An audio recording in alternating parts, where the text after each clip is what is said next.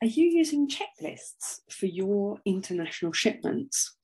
Now, that probably sounds really simple, but using a checklist is actually one of the most powerful, not to mention cheapest tools you can use to avoid making unnecessary mistakes, especially when it comes to your customer shipments.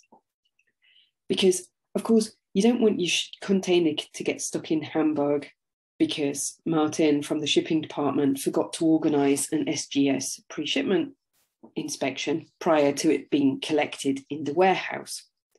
Or, on the other hand, you also don't want your container for Harare to be stuck incurring demurrage costs in Beira simply because there's a mistake on the certificate of origin for the shipment.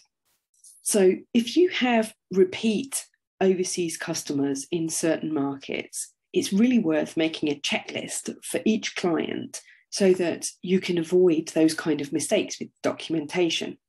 And those checklists should include both what information is needed, what documents are needed, and how many copies of those documents each client requires. So that could be things like how many invoices, do they need a certificate of origin, and does it need legalizing? Do they need a contract of sale?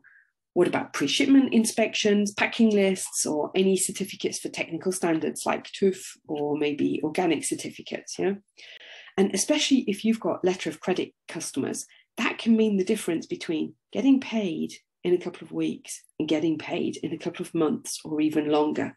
So it's really worth reducing your chance of error as far as possible and thinking about how you can use and implement checklists into your business.